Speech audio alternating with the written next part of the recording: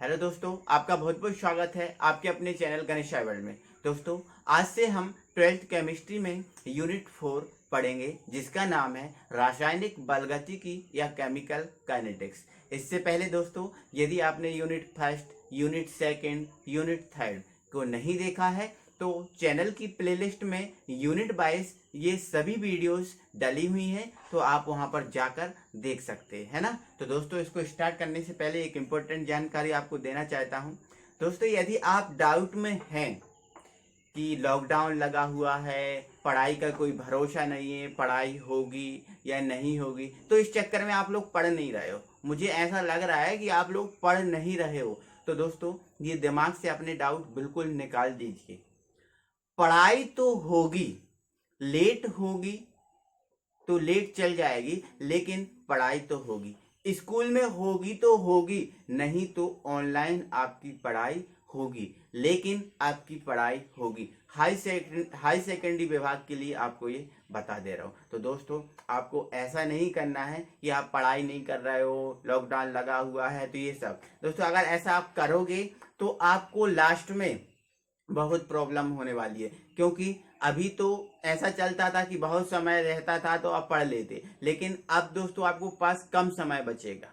कम समय बचेगा तो उसमें आप नहीं पढ़ पाओगे उतना। आप जितना आप पढ़ना चाहते हो, जो आप परसेंटेज बनाना चाहते हो, उतना आप नहीं पढ़ पाओगे। इसलिए दोस्तों, आपको अभी से पढ़ना है। और आप अगर आप नहीं पढ़ रहे तो आप ध्यान से सुनो, और आज से ही आप पढ़ाई स्टार्ट अपनी कर दोगे, है ना। तो दोस्तों, आपको ध्यान रखना है, क्योंकि दोस्तों हमें कहा गया है कि जो पढ़ाई है उस पढ़ाई का पीछा हम पढ़कर ही छोड़ सकते हैं। जब तक आप पढ़ोगे नहीं, जब तक उसका पीछा नहीं छोड़ोगे, है ना, क्योंकि पढ़कर ही हम उसका पीछा छोड़ सकते हैं ना। तो ये सब बातें हैं, तो दोस्तों आपको ध्यान रखना है।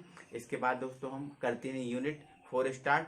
हमारी यूनिट 4 जिसका नाम है रासायनिक बलगतिकी, केमिकल काइनेटिक्स। तो दोस्तों, सबसे पहले हम इस रासायनिक बलगतिकी का मतलब समझ लेते हैं कि ये रासायनिक बलगतिकी है क्या। तो आपको ध्यान से पढ़ना है इसको, है ना।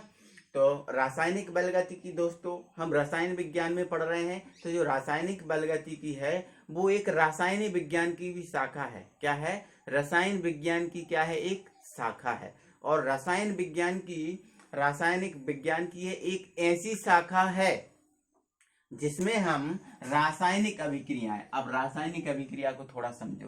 रासायनिक अभिक्रिया दोस्तों कुछ इस प्रकार की रहती है जिसमें दो या दो से अधिक अभिकारक होते हैं, और एक या एक से अधिक कोई क्या होता है? उत्पाद, है ना। जैसे मैंने एबीसी के रूम में किया, तो आपको ध्यान रखना है जो हमारे वाई हैंड पर रहेगा वो रहता है अभिकारक। क्या रहता है? अभिकारक। और जो हमारे दाएं हैंड पर रहता है उसको हम बोलते हैं उत्पाद। क्या बोलते हैं? उत्पाद। तो आपको ध्यान रखना है, ये अभिकारक है और ये क्या है? उत्पाद, है ना। तो और ये बीच के जो क्या लगा होता है? एक एरो लगा रहता है ना। तो जो रासायनिक विज्ञान की ऐसी शाखा है जिसमें हम किसी भी रासायनिक अभिक्रिया, जैसे आपको ये रासायनिक अभिक्रिया दिख रही है, इस रासायनिक अभिक्रिया का वेग क्या है, ये रासायनिक अभिक्रिया बनी कैसे, मतलब इसकी क्रिया विधि क्या है, क्रिया विधि क्या है, इन सब बातों का दोस्तों हम क्या करेंगे? अध्ययन करेंगे इस यूनिट में, है ना। तो ध्यान रखना, रासायनिक बलगतिकी रसायन विज्ञान की एक ऐसी शाखा है जिसके अंतर्गत रासायनिक अभिक्रिया के वेग एवं उनकी क्रिया विधि क्या है, इन सब का अध्ययन करेंगे, कहलाती है रासायनिक बलगतिकी, है ना। तो आइए दोस्तों, अब रासायनिक बलगतिकी से संबंधित हम कुछ टॉपिकों को स्टार्ट करते हैं।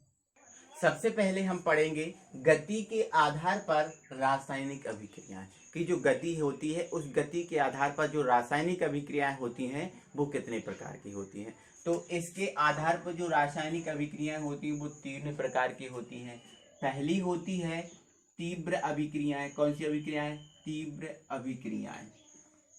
अभिक्रियाएं तो जो तीव्र अभिक्रियाएं होती हैं वो ऐसी अभिक्रियाएं होती हैं जिनके संपन्न होने में, जिनके खत्म होने में समय नहीं लगता। पलक झपकते ये स्टार्ट हो जाती हैं और खत्म हो जाती हैं, उनका पता नहीं चलता, है ना। तो उन्हें हम बोलते हैं तीव्र अभिक्रियाएं।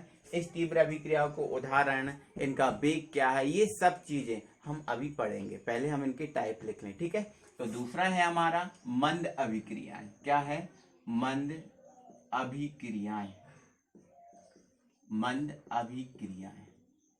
तो दोस्तों जो मंद अभिक्रियाएं होती हैं, ऐसी अभिक्रियाएं होती हैं जिनका वेग बहुत मंद होता है, बहुत ज्यादा मंद। इनको संपन्न होने में लाखों 10-10 लाख साल लग जाते हैं, हजारों साल लग जाते हैं। ऐसी अभिक्रियाओं को हम कहते हैं मंद अभिक्रिया, है ना। तो इनको सबको हम पूरा पढ़ रहे हैं, पूरा एक्सप्लेनेशन देंगे, आप समझिएगा। बस हमारे साथ वीडियो के अंत तक बने रहिएगा, है ना। तीसरा हमारी है सामान्य अभिक्रिया। क्या?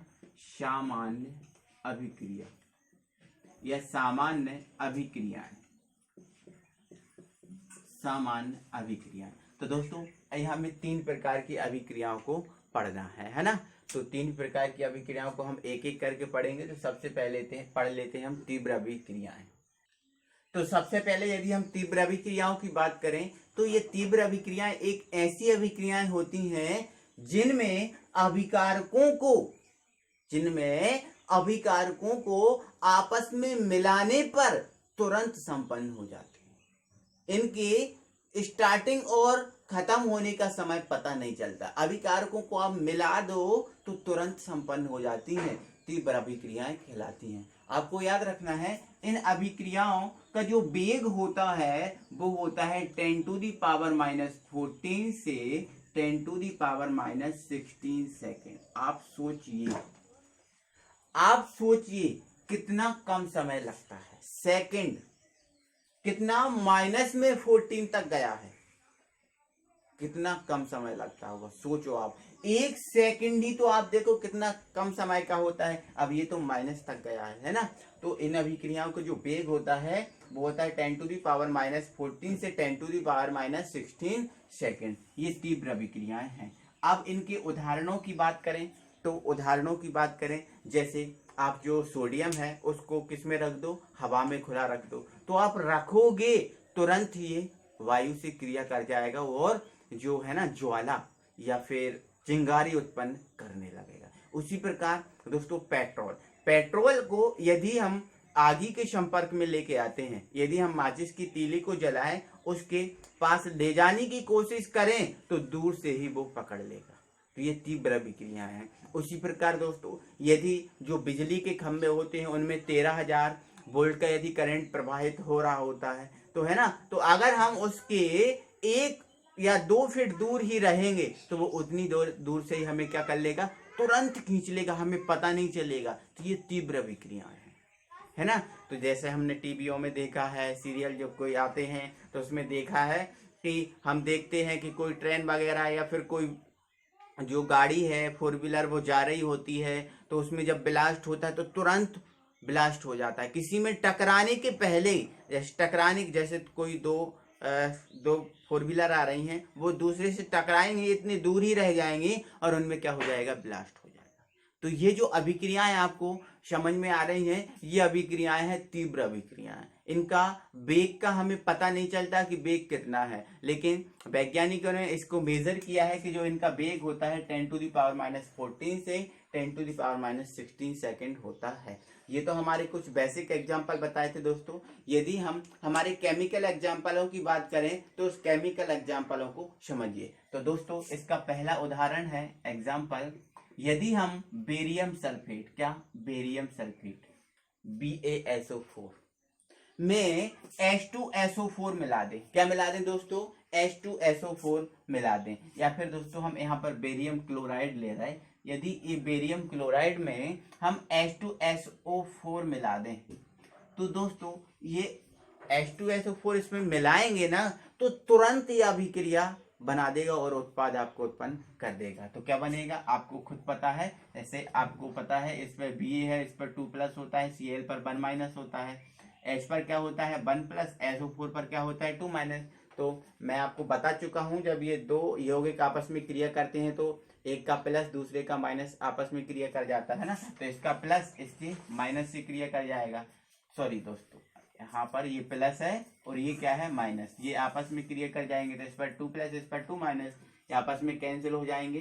तो क्या बन जाएगा, BaSO4 बन जाएगा। उसी प्रकार इसका H, इसका Cl, ये आपस में क्रिया करेंगे, इस पर प्लस इस पर माइनस, तो क्या बन जाएगा, ये HCl। यहाँ पर अब HCl के कितने अणु बन जाएंगे, 2 अणु बन जाएंगे। तो ये हमारी रिएक्शन है ना, बैलेंस भी है ना। तो इन सबको आपस में मिलाएंगे तो ये तुरंत अभिक्रिया संपन्न हो जाएगी। तो ये किसका उदाहरण हुआ, हमारा तीव्र अभिक्रिया का उदाहरण हुआ। अगला एग्जाम्पल है, यदि दोस्तों हम सिल्वर नाइट्रेट में NaCl को मिला दें, किसमें, दूसरा एग्जाम्पल है हमारा सिल्वर नाइट्रेट AgNO3 में किसको मिला दें, NaCl को मिला दें, NaCl, तो भी ये अभिक्रिया तुरंत संपन्न हो जाएगी, इसमें समय नहीं लगेगा। इसमें समय लगेगा कितना, 10 to the power -16 से 10 to the power -14 से 10 to the power -16 का सेकेंड, है ना। तो क्या हो जाएगा, इस पर प्लस है, इस पर माइनस है, इस पर प्लस है, इस पर माइनस है, तो इसका प्लस इसके माइनस से और इसका प्लस इसके माइनस से, है ना। तो ये क्या बन जाएगा, AgCl, और ये क्या बनेगा, NaNO3, ये सोडियम नाइट्रेट और ये सिल्वर क्लोराइड। तो ये तीव्र अभिक्रियाओं के एग्जाम्पल हैं, आपको याद रखना है। इसके बाद हम दोस्तों करते हैं मंद अभिक्रियाओं को। अब यदि हम मंद अभिक्रियाओं की बात करें तो जो मंद अभिक्रियाएं होती हैं वो ऐसी अभिक्रियाएं होती हैं जिनमें अभिकारकों को आपस में मिला दिया जाए तो ये बहुत मंद वेग से संपन्न होती हैं, बहुत मंद वेग से संपन्न होती हैं। इनका जो वेग है उस वेग को ज्ञात नहीं किया जा सकता कि ये कितनी देर में संपन्न होंगी, कब ये संपन्न हो जाएंगी, इनका वेग ज्ञात नहीं किया जा सकता, मंद अभिक्रियाएं कहलाती हैं, है ना। जैसे लोहे में, उदाहरण की अगर बात करें इसके, तो जैसे लोहे में जंग लगना, किसमें, लोहे में जंग लगना। तो आप ये बताओ, क्या लोहे में जंग लगना को आप बता दोगे कि ये 4 दिन में लग जाएगी, 1 साल में लग जाएगी या 2 साल में, या बता सकते हो, ये नहीं होगा, ये नहीं बता पाओगे, क्योंकि लोहे में जंग लगना तो वायुमंडल में उपस्थित नमी, CO2, O2 इन पर डिपेंड करेगा। यदि ये वायुमंडल में नमी ज्यादा है, खारापन ज्यादा है, तो ये जंग जल्दी लग जाएगी, अगर नहीं है तो ये जंग नहीं लगेगी। या फिर हम किसी जो जिसमें हमें जंग लगाना है उसको यदि हम सुरक्षित जगह रख दें तो जंग नहीं लगेगी, फिर और ज्यादा समय लगेगा, लगेगी तो, लेकिन उसमें ज्यादा समय लगेगा, है ना। तो इनका समय कोई हम ज्ञात नहीं कर सकते कि ये कब जंग लगेगी, कब नहीं लगेगी, है ना। दूसरा एग्जाम्पल, जैसे भूगर्भ, भूगर्भ में पेट्रोलियम या कोयला का बनना। तो जो भूगर्भ में पेट्रोलियम या कोयला का बनना है, ये आप क्या कर सकते हो कि 10 साल में बन जाएगा, 20 साल में बन जाएगा, ये भी नहीं हम पता कर सकते, है ना, क्योंकि इनमें तो हजारों साल से भी ज्यादा साल लग जाते हैं पेट्रोलियम और कोयला बनने में। तो इनका समय हम ज्ञात कर सकते हैं कि हाँ नहीं, हम निश्चित तौर पे कह सकते हैं कि 10 साल में बन ही जाएगा, ये नहीं कर सकते, है ना। तो इनका भी हम समय ज्ञात नहीं कर सकते, है ना। तो ये हमारे मंद अभिक्रियाएं हैं। तो आप इसके अलावा और भी एग्जाम्पल लिख सकते हो जो मंद अभिक्रियाओं के उदाहरण है, जिनका वेग हम ज्ञात नहीं कर सकते, उनको मंद अभिक्रियाएं हम कहेंगे, सीधी सी बात, है ना। तो इसके बाद हम पढ़ते हैं सामान्य अभिक्रियाएं। अब यदि हम सामान्य अभिक्रियाओं की बात करें तो जो सामान्य अभिक्रियाएं होती हैं वो ऐसी अभिक्रियाएं होती हैं जिनके मतलब संपन्न होने में ना ज्यादा अधिक और ना ज्यादा कम समय लगता है, मतलब मीडियम समय।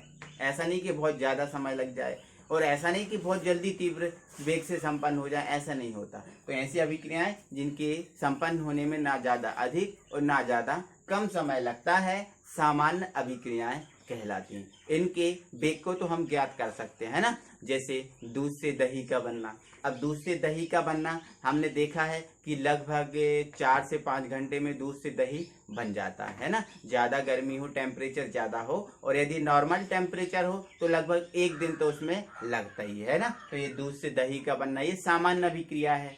जैसे शक्कर का जल अपघटन, जैसे हम शक्कर को जल में घोलते हैं तो उसमें भी थोड़ा सा समय लगता है, 5-10 मिनट का समय तो लगता ही है, तो शक्कर का जल अपघटन हो गया, ये सामान्य अभिक्रिया है ना। और जैसे हाइड्रोजन परऑक्साइड का जल अपघटन है ना, जैसे नमक को जल में घोलना, ये इस प्रकार की जो अभिक्रियाएं होती हैं जिनमें ज्यादा समय नहीं लगता, ना ज्यादा जल्दी ना ज्यादा बहुत समय लगता, तो इन अभिक्रियाओं को हम कहेंगे सामान्य अभिक्रियाएं। आप अपने हिसाब से बहुत सारे एग्जाम्पल लिख सकते हो, तीव्र के लिख सकते हो, मंद के लिख सकते हो, सामान्य के भी लिख सकते हो, है ना। तो मैं यहाँ पर 2-2 या 3-3 एग्जाम्पल बता रहा हूँ, ठीक है। तो सामान्य अभिक्रियाएं आप समझ ही गए हो कि ऐसी अभिक्रियाएं जो जिनके संपन्न होने में ना ज्यादा अधिक ना ज्यादा कम समय लगता है, सामान्य अभिक्रियाएं कहलाती हैं। इनके एग्जाम्पल की बात करें तो एग्जाम्पल, इसका फर्स्ट एग्जाम्पल है जैसे शक्कर का जल अपघटन, है ना। अब शक्कर का फॉर्मूला क्या होता है, शक्कर का फॉर्मूला क्या होता है, C12H22O11, ये शर्करा का फॉर्मूला है। किसका है ये फॉर्मूला, शर्करा का। यदि इस शर्करा का जल अपघटन करा दिया जाए, मतलब H2O से क्या करा दी जाए, इसकी क्रिया करा दी जाए, तो जब H2O से क्रिया कराते हैं तो ये तीव्र वेग से ना ज्यादा मंद वेग से संपन्न होती है, थोड़ा सा समय लेके सामान्य वेग से संपन्न हो जाती है ना। और जब इसका जल अपघटन होता है तो आपको एक होता है ग्लूकोज का अणु प्राप्त C6H12O6, है ना, और एक अणु प्राप्त होता है आपको फ्रक्टोज का C6H12O6। अब ग्लूकोज और फ्रक्टोज की बात करें तो दोनों के अणु आपस में क्या है, सेम है ना। तो ये ग्लूकोज है और ये है फ्रक्टोज, क्या है, फ्रक्टोज, ये आपको ध्यान रखना है ना। तो ये सामान्य अभिक्रिया का एग्जाम्पल हुआ। अब हम दूसरे एग्जाम्पल की बात करें तो जैसे मान के चलो ये H2O है, क्या है, H2O2, सॉरी हाइड्रोजन परऑक्साइड है, ये क्या है, हाइड्रोजन परऑक्साइड, क्या है, हाइड्रोजन परऑक्साइड।